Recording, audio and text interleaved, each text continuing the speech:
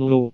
By Charles Hoyfort, Part 1, Chapter 19g. He had a healthy color, Hiltel. He had a very healthy color. He did not appear pale or delicate, like one who had been some time in confinement. Policeman Wust. According to all that can be learned of another case, a man, naked, almost helpless, perhaps in a state of hypnosis so profound that also it was physical, so that he could scarcely walk, and in whom memory was obliterated so that he did not know enough to make his way along a road, which he crossed, appeared near Petersfield, Hampshire, February 21st, 1920. If we think that a peasant, near Nuremberg, found on his farm a boy in a similar condition, and took him in, then considering him an imbecile, and wanting to get rid of him, keeping him in confinement, fearing he might be held responsible for him, then writing 2 letters that would explain an abandonment in commonplace terms that would not excite inquiry, but not being skillful in such matters, that looks as if we're explaining somewhat.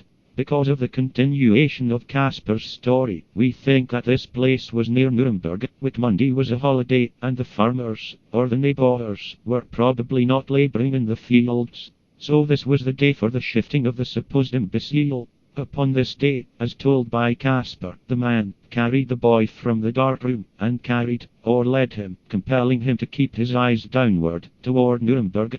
Casper's clothes were changed for the abandonment. Perhaps he had been found naked, and had been given makeshift garments. Perhaps he had been found in clothes of cut and texture that were remarkable and that would have caused inquiry. The clothes that were given to him were a peasant's. It was noted in Nuremberg that they seemed not to belong to him, because Casper was not a peasant boy, judging by the softness of his hands. Von Feuerdock. The story has resemblances to the story of the English boy of Nepal. In each case somebody got rid of a boy, and in each case it is probable that a false story was told. If the man, in Casper's case, had the 10 children that, to excuse an abandonment, he told of, there would have been small chance for him to keep his secret. There are differences in these 2 stories.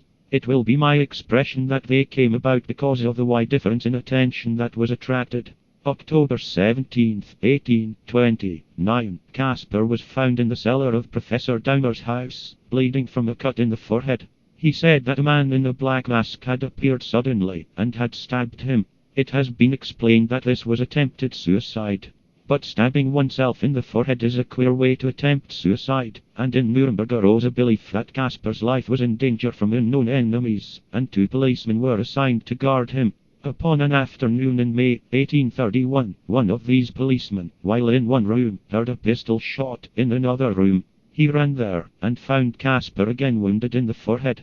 Casper said that it was an accident, that he had climbed upon the back of a chair, and, reaching for a book, had slipped, and, catching out wildly, had grasped a pistol that was hanging on the wall, discharging it. December 14, 1833, Casper Hauser ran from a park, crying that he had been stabbed. Deeply wounded in his side, he was taken to his home. The park, which was covered with new-fallen snow, was searched, but no weapon was found, and only Casper's footprints were seen in the snow. 2 of the attending physicians gave their opinion that Casper could not so have injured himself. The opinion of the 3rd physician was an indirect accusation of suicide, that the blow had been struck by a left-handed person. Casper was not left-handed, but was ambidextrous.